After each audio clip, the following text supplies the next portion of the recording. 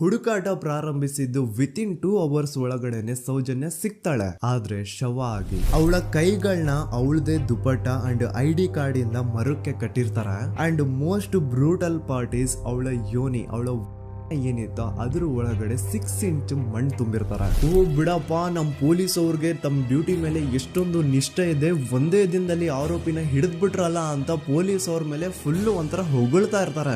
ಆದ್ರೆ ಪಾಪ ಜನರಿಗೆ ಎಲ್ಲಿ ಗೊತ್ತಿತ್ತು ಈ ಕೇಸ್ ನ ರಿಯಲ್ ಆರೋಪಿ ಬೇರೆ ಯಾರೋ ಇದಾರೆ, ಪೊಲೀಸ್ ಅವರೇ ಈ ಕೇಸ್ ನ ಮಿಸ್ಲೀಡ್ ಮಾಡೋದಕ್ಕೆ ಸುಮ್ನೆ ಸಂತೋಷ್ನ ಅರೆಸ್ಟ್ ಮಾಡಿದ್ದಾರೆ ಅಂತ. ಪೊಲೀಸ್ ಅವರು ಈ ಕೇಸ್ ಅಲ್ಲಿ ಕರಪ್ಟ್ ಆಗಿದ್ದಾರೆ, ಪೊಲೀಸ್ ಅವರೇ ಸತ್ಯ ಮುಚ್ಚಿಡ್ಲಿಕ್ಕೆ ಟ್ರೈ ಮಾಡ್ತಿದ್ದಾರೆ. ಹಾಗಾಗಿ ಈ ಕೇಸ್ ನ ಇನ್ಮುಂದೆ ಪೊಲೀಸ್ ಅವರಲ್ಲದೆ CBI ಅವರು ಇನ್ವೆಸ್ಟಿಗೇಷನ್ ಮಾಡಬೇಕು, ಈ ಕೇಸ್ ನ CBI ಒಪ್ಸಿ ಅಂತ ಅಗೇನ್ ಪ್ರೊಟೆಸ್ಟ್ ಗಳು ಸ್ಟಾರ್ಟ್ ಆಗ್ತವೆ. ಸೌಜನ್ಯ ಕೇಸ್ ಒಂದೇ ಅಲ್ಲ, ನಾರಾಯಣ ಹಾಗೂ ಯಮುನಾ ಕೇಸಲ್ಲೂ, ವೇದವಲ್ಲಿ ಕೇಸಲ್ಲೂ, ಆ ಬ್ಯಾಂಕ್ ಮ್ಯಾನೇಜರ್ ನ ಕೇಸಲ್ಲೂ ಹಾಗೂ ಪದ್ಮಲತಾ ಕೇಸಲ್ಲೂ ಸೀದಾ ಡೈರೆಕ್ಟ್ ಡೌಟ್ ಬರೋದೆ ಊರಿನ ಗೌಡ್ರ ಮೇಲೆ. ಸೌಜನ್ಯ ಕೇಸ್ ಬಿಟ್ಟು ಆ ಇನ್ನೊಂದು ಕೇಸ್ ಯಾವುದು, ಅದಕ್ಕೂ ಸಂತೋಷ್ಗೂ ಏನ್ ಸಂಬಂಧ, ಅದ್ರಲ್ಲಿ ಯಾಕೆ ಸಂತೋಷ್ನ ಪೊಲೀಸ್ ಅವರು ಫಿಟ್ ಮಾಡಿದ್ರು ಅಂತ ಪ್ರತಿಯೊಂದು ಹೇಳ್ತೀನಿ.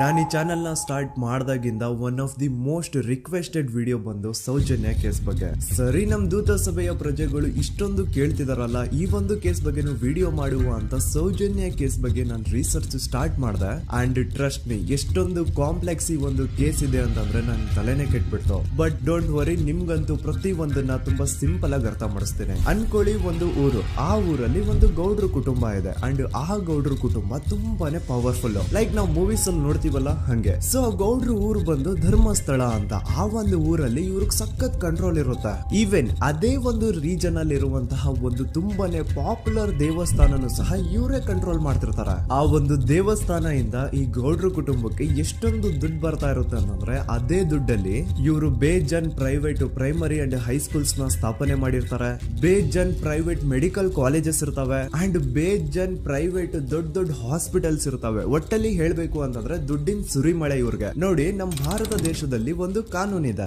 ದ ರಿಲಿಜಿಯಸ್ ಎಂಡೋಮೆಂಟ್ ಆಕ್ಟ್ 1863 ಅಂತ. ಬೇಸಿಕಲಿ ಈ ಒಂದು ಕಾನೂನು ಏನ್ ಹೇಳುತ್ತೆ ಅಂತಂದ್ರೆ, ಭಾರತದಲ್ಲಿ ಯಾವ್ದೆಲ್ಲ ಹಿಂದೂ ಟೆಂಪಲ್ಸ್ ಇದಾವೋ ಅವೆಲ್ಲ ಗವರ್ಮೆಂಟ್ ಪ್ರಾಪರ್ಟಿ. ಆ ಹಿಂದೂ ಟೆಂಪಲ್ಸ್ ನ ಮ್ಯಾನೇಜ್ಮೆಂಟ್ ಎಲ್ಲ ಗವರ್ಮೆಂಟ್ ಕೈಗೆ ಹೋಗಿ ಗವರ್ಮೆಂಟ್ ಡಿಸೈಡ್ ಮಾಡುತ್ತೆ ಆ ಮ್ಯಾನೇಜ್ಮೆಂಟ್ ಅಲ್ಲಿ ಯಾರ್ ಕೆಲ್ಸಕ್ಕೆ ಇರಬೇಕು, ಯಾರ್ ಕೆಲ್ಸಕ್ಕೆ ಇರಬಾರ್ದು, ಅಂಡ್ ಆ ಟೆಂಪಲ್ ಇಂದ ಬರ್ತಿರುವಂತಹ ಡೊನೇಷನ್ ಅಮೌಂಟ್ ನ ಏನ್ ಮಾಡ್ಬೇಕು ಅಂತ. ಸೊ ಈ ಒಂದು ಕಾನೂನಿನ ಪ್ರಕಾರ ಗವರ್ಮೆಂಟ್ ಇಂಡಿಯಾದಲ್ಲಿ ಇರುವಂತಹ ಆಲ್ಮೋಸ್ಟ್ ಎಲ್ಲಾ ಹಿಂದೂ ಟೆಂಪಲ್ಸ್ ನ ತನ್ನ ಕಂಟ್ರೋಲ್ ಅಲ್ಲಿ ತಗೋತಾ ಇರ್ಬೇಕಾದ್ರೆ ಗವರ್ಮೆಂಟ್ ಅಫಿಷಿಯಲ್ಸ್ ಧರ್ಮಸ್ಥಳ ಶ್ರೀ ಮಂಜುನಾಥ ದೇವಸ್ಥಾನಕ್ಕೂ ರೀಚ್ ಔಟ್ ಮಾಡ್ತಾರೆ. ಅಂಡ್ ಆಗ ಇಷ್ಟು ದಿನ ಟೆಂಪಲ್ ನ ಕಂಟ್ರೋಲ್ ಮಾಡ್ತಿದ್ದಂತಹ ಆ ಗೌಡ್ರ ಕುಟುಂಬ ಏನ್ ಹೇಳುತ್ತೆ ಗೊತ್ತಾ, ಇಲ್ಲ ಇದು